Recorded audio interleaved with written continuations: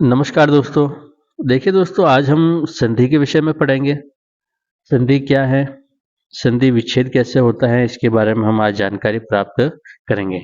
तो संधि की हम सबसे पहले परिभाषा देखें तो संधि की परिभाषा है दो वर्णों के मेल को संधि कहते हैं। देखिए, मैंने आपको वर्ण इसलिए पढ़ाया था ताकि ये आपको जानकारी रहे कि हमें हमें वर्णों का मेल करना है, न कि शब्दों का मेल करना है। शब्दों के मेल को समास कहते हैं, जबकि वर्णों के मेल को क्या कहते हैं? संधि कहते हैं। तो दो वर्णों या अक्षरों के मेल को क्या कहते हैं? संधि कहते हैं। आगे हम देखते हैं संधि के भेद। संधि तीन प्रकार की होती हैं: स्वर संधि, व्यंजन संधि और विसर्ग संधि। तो संधि कितने प्रकार की होती हैं? तीन प्रकार की: स्वर संधि, व्यंजन संधि और विसर्ग संधि। तो सबसे पहले हम स्वर संधि को पढ़ेंगे। स्वर संधि की परिभाषा देखें तो स्वर संधि की परिभाषा है स्वर के साथ स्वर के मेल को स्वर संधि कहते हैं। क्या लिखा है कि स्वर के साथ स्वर के मेल को स्वर संधि कहते हैं। तो हमने जो वर्णमाला में पढ़ा था कि स्वर व्यंजन, तो हमने जो स्वर पढ़े थे उन स्वर को आपको ध्यान रखना है कि जो स्वर संधि है उन स्वरों का ही मेल होता है। स्वर के साथ स्वर का मेल होगा, न कि व्यंजन का मेल होगा। अगर स्वर के साथ व्यंजन का मेल होता है तो वह व्यंजन संधि कहलाती हैं। तो आपको स्वर संधि की परिभाषा ध्यान रखनी है कि स्वर के साथ स्वर का मेल स्वर संधि कहलाती हैं। तो स्वर संधि के भी वापस भेद होते हैं। तो स्वर संधि के बारे में हम देखें तो वैसे मुख्य रूप से हम पढ़े तो स्वर संधि में हम यहाँ पर केवल 6 संधि पढ़ेंगे, जो कि आप 9th क्लास, 12th क्लास और 11th 12th तक यहाँ तक ही पूछे जाते हैं। तो इसके हिसाब से ही हम पढ़ेंगे। सबसे पहले लेते हैं दीर्घ संधि, दीर्घ संधि या दीर्घ स्वर संधि। यानी हम स्वर संधि ही पढ़ रहे हैं तो हम दीर्घ संधि ही कह सकते हैं, दीर्घ संधि। तो दीर्घ संधि को हम पहले नाम से ही देख सकते हैं कि दीर्घ यानी बड़ा।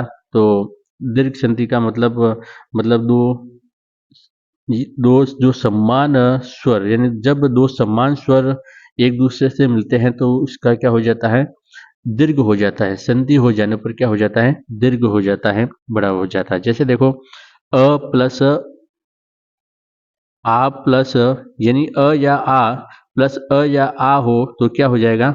आ होगा। ये थोड़ा सा आपको ये समझना। देखो, अ या आ या अ या आ प्लस हो तो क्या हो जाता है? आ हो जाता है। यानी जब उस शब्द के आगे और जो शब्द आगे हम जिसको जोड़ रहे हैं, जिससे संधि कर रहे हैं, उसमें भी अगर स्वर है, समान स्वर, यानी अ या अ हो तो भी आ बनेगा, आ या आ हो तो भी आ बनेगा, अ या आ हो तो भी क्या बन जाएगा? आ बन जाएगा। इसी प्रकार से हम देखें आगे तो ई और ई प्लस भी ई हो जाता है, यानी बड़ी ई हो जाता है। ऊ प्लस ऊ क्या हो जाता है? बड़ा ऊ हो जाता है। और री प्लस दीर्घ री मिलाने पर भी बड़ी री की मात्रा हो जाती है।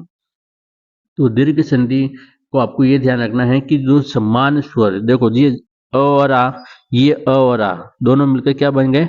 आ बन गए। ई और ई दोनों मिलकर क्या बन गए? बड़ी ई बन गए। ऊ और ऊ और ऊ से बड़ा ऊ बन गया। फिर हम देखें तो री और री से भी क्या बन जाता है? बड़ी री बन जाता है। तो इसके हम अगर एग्जाम्पल देखें, तो उदाहरण देखें तो देखिए, जैसे लिखा हुआ है हिमालय।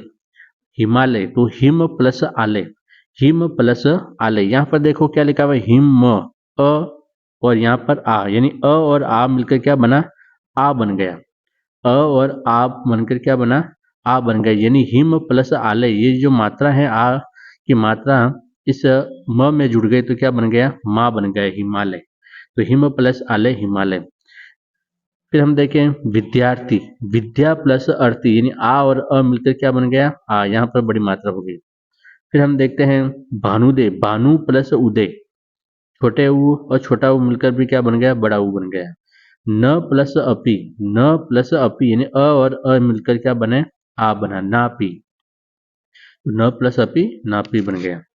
अब देखिए गिरीश, गिरी प्लस इस, ई और ई से मिलकर क्या बना? बड़ी ई, गिरीश।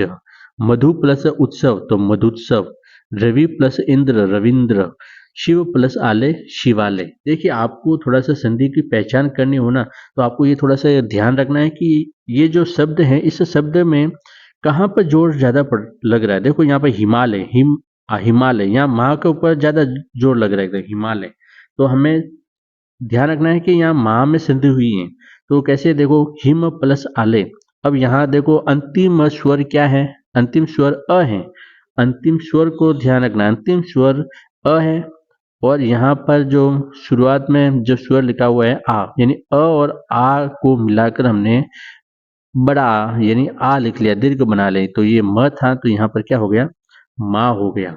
तो आपको ये थोड़ा सा फॉर्मूला ध्यान रखना है, अ और आ के बाद में अगर अ और आ ही आए तो आ बन जाता है। ई और ई से अगर आगे भी ई और ई हो तो उसकी बड़ी ई बन जाता है, और ऊ और ऊ से मिलकर क्या बन जाता है, ऊ बन जाता है। और री से री।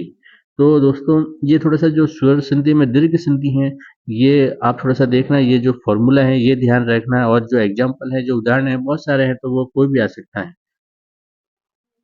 फिर हम आगे पढ़ते हैं गुण संधि। स्वर संधि का दूसरा मतलब कह सकते हैं इसका भाग है, भेद है, गुण संधि।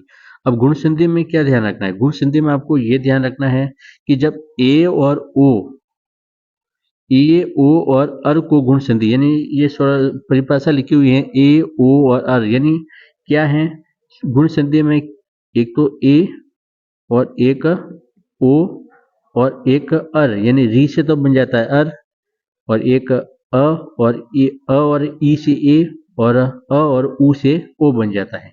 ये देखिए फॉर्मूला ध्यान रखिए, अ प्लस आ, यानी सॉरी अ या आ के बाद में ई या ई आए, क्या देखोगे आप, अ या आ के बाद में अगर ई या ई बड़ी ई आए तो क्या बन जाएगा, ए बन जाएगा। ए बनेगा, न कि आई बनेगा, ए बनेगा। फिर ऊ, यानी अ और आ के बाद में ऊ या बड़ा ऊ आए तो क्या बन जाएगा, ओ बन जाएगा, न कि औ बनेगा, ओ बन जाएगा, ठीक है। और अ और आ के बाद में अगर अ और आ के बाद में अगर री आए, क्या आ जाए, ऋषि ऋषि आए, तो क्या बन जाएगा, अर बन जाएगा। क्या बन जाता है, अर बन जाता है। तो आपको ये थोड़ा सा फॉर्मूला ध्यान रखना है, अ और आ के बाद में ई और ई आए, या अ और आ के बाद में ऊ या ऊ आए, अ और आ के बाद में री आए, तो इनका क्या बन जाएगा, ए ओ और अर बन जाएगा। इनके उदाहरण देखते हैं हम लोग। देखिए नरेश, नरेश मैंने कहा कि ए कब बनता है, अ या आ के बाद में अगर ई और बड़ी ई आ जाए, तो यहाँ पर नर प्लस इश, यानी अ के बाद में ई, अ प्लस ई बराबर ए बना, तो नरेश। अ प्लस ई, यानी हमने यहाँ पर नर, नर में अ आ रहा है पीछे, अ और ई, अ और ई से क्या बनेगा, हमने कहा ए बनेगा। तो ये देखो नरेश, र में एक ही मात्रा आ गई, तो नरेश। फिर हम आगे देखें, रामेश्वर, तो राम प्लस ईश्वर, अ और ई प्लस ए बन गया, तो रामेश्वर। सर्वोदय, सॉरी सूर्योदय, सूर्य प्लस उदय, सूर्य, अ और ऊ से क्या बना, ओ बना, तो सूर्योदय हो गया। नरेंद्र, नर प्लस इंद्र, नरेंद्र। देवर्षि, देव प्लस ऋषि, ये थोड़ा सा ध्यान रखना, देखो देव अ है, और ऋषि ऋषि ऋषि वाला है, तो ये ऋषि।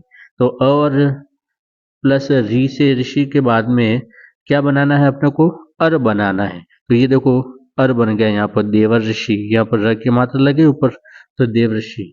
तो देवर्षि जो बना है वह देव प्लस ऋषि के मिलने से बना है, यानी अ प्लस आ, सॉरी अ या आ के बाद में अगर री आए तो क्या बन जाता है, अर बन जाता है। फिर हम देखें रमा प्लस इश, रमेश, क्या है, रमा प्लस, तो देवऋषि हो गया। रमेश, रमा प्लस ई, यानी आ प्लस ई से क्या बन गया, ए बन गया वापस रमेश। तो ये थोड़ा सा ध्यान रखना है, आ और ई से भी क्या बना, ए बना रमेश। फिर आता है चंद्रोदय, चंद्र प्लस उदय, अ और ऊ से क्या बना, ओ बना, चंद्रोदय। महोदय, महा प्लस उदय, आ और ऊ से क्या बना, ओ बना, महोदय। तो दोस्तों मैंने दीर्घ संधि और गुण संधि के बारे में आपको बताया। तो दीर्घ संधि का फॉर्मूला क्या था? अ और आ यानी समान स्वर होने चाहिए। समान स्वर मिलकर क्या बन जाता है? उसका दीर्घ बन जाता है। उसी का दीर्घ बनाए, जैसे अ और अ का या अ प्लस आ हो जाए तो भी क्या बन जाएगा? आ। ई प्लस ई तो ई, उ प्लस उ तो उ, और री प्लस री तो री। ये आपको ये दीर्घ संधि में ध्यान रखना है। और गुण संधि में अपने क्या ध्यान रखना है? ए ओ और अर, यानी ये तीन शब्द बनते हैं, तीन वर्ण बनते हैं, सॉरी।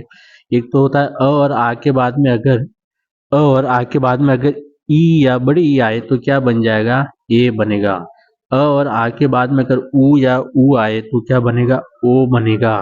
और अ या आ के बाद में री से ऋषि आए तो क्या बनेगा? अर बनेगा। तो ये जैसे मात्रा आती है ना देवऋषि, तो इस प्रकार से। तो दोस्तों आज के लिए बस इतना ही। तो ये आप जरूर वीडियो देखें और इसका रिवीजन करें। अगला हम वृद्धि संधि जन संधि हैं जो अगले वीडियो में पढ़ेंगे। नमस्कार, धन्यवाद।